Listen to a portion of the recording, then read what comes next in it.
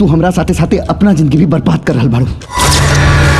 जब हम जिंदा ही ना बानी तो हमार जिंदगी बर्बाद कैसे हुई। नमस्ते प्रणाम, आप सब देख रहल बानी भोजपुरी प्लस। त आज के ई खबर बा भोजपुरी फिल्म नंदिनी के बारे में, जो कि लगभग आज से 1.5 साल पहले एकर ट्रेलर आए रहे और अब वो फिल्म आप सब खातिर फुल HD में यूट्यूब पर उपलब्ध होखे वाला बाड़ी बस कुछ ही घंटा बाद। जी हाँ, नंदिनी फिल्म जोना में संचिता बनर्जी, ऋचा दीक्षित और गौरव झा बाड़े और ई एगो हॉरर कॉमेडी फिल्म बा जो ना के ट्रेलर आप लोग देख लिये बानी। अगर ना देखले बानी तो हल्का सा स्टोरी हम बता देतानी कि एगो लड़का रहेला, उ एगो फिल्म बनावेला चाहेला तो पैसा कर्जा लेके फिल्म बनावेला और जौन कर्जा देवेला ओकरे बेटी के हीरोइन बनावेला।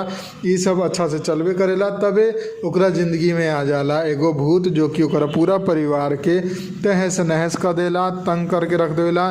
तो उहे भूत से कैसे छुटकारा पावल जाई यही बारे में ई फिल्म बा। तो फिल्म जोन बा एकर निर्देशक यानी कि डायरेक्टर बाड़े प्रवीण कुमार गुड्री जी, प्रोड्यूसर बाड़ी अपूर्वा और अंशुमन सिंह, मोनिका सिंह, पुनीत चोपड़ा। बाकी स्टार कास्ट में गौरव झा, संचिता बनर्जी, ऋचा दीक्षित, मनोज सिंह टाइगर, प्रकाश जैस, महेश आचार्य और भी अनेकों टैलेंटेड कलाकार बड़े जो कि आप लोगन के भरपूर मनोरंजन करिए।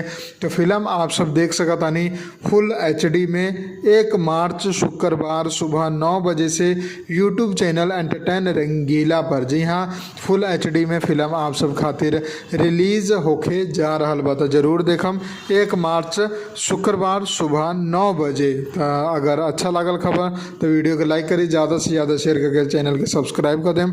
हम मिलम आप लोगन के एगो नया वीडियो में नया खबर के साथे। तब तक खातिर जय हिंद, जय भोजपुरी, प्रणाम।